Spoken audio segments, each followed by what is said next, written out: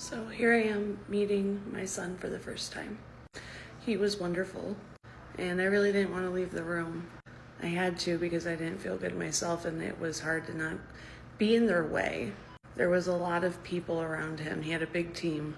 I would talk to him though and tell him how hard I was trying to find him parents, find him a family that could take care of him. Still letting him know that his dad and I love him. It's just we're not good parents.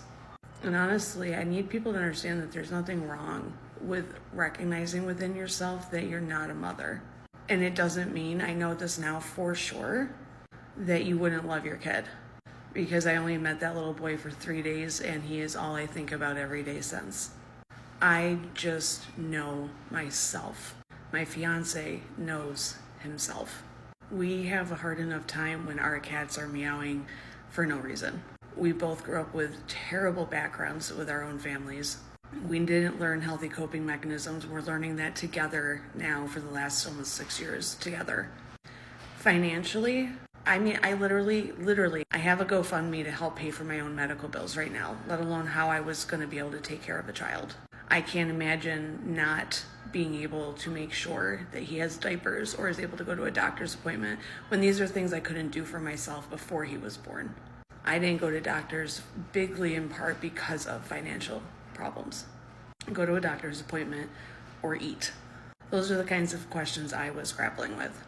I can't do that to an unborn child who I didn't know was coming and is completely innocent in this world and deserves the best chance he has. So I wanted to find him parents.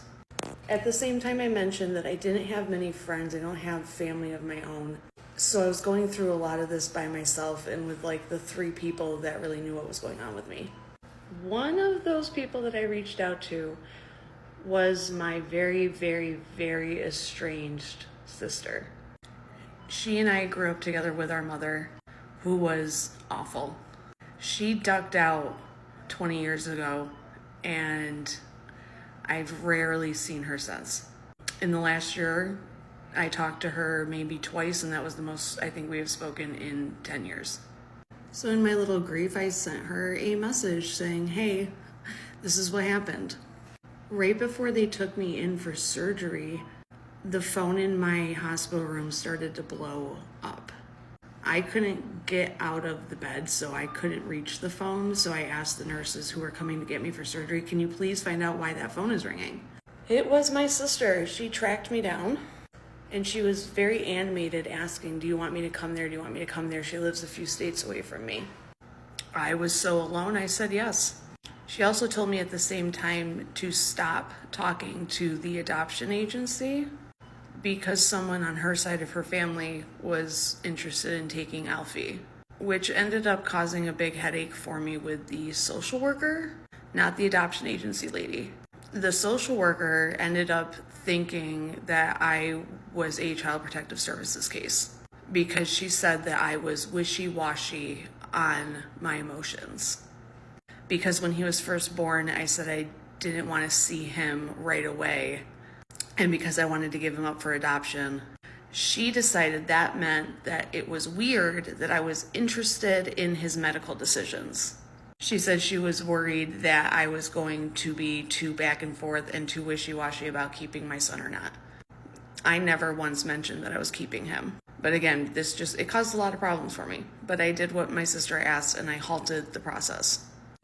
She told me that she would be up that night, but she did have car trouble. She got stuck on a mountainside and it took her until the next day to reach me. That next day, Alfie was doing better overnight. The doctor was really optimistic.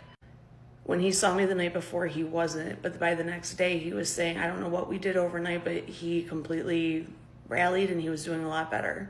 He wasn't out of the woods. He was still critical, but he was responding to the meds and whatever therapy they were trying.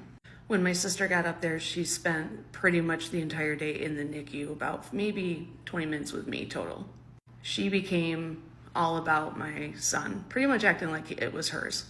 She actually said something that we'll get into later that made me think that exactly. By this afternoon, I'm getting ready to be discharged, and I'm discharged around 7 p.m.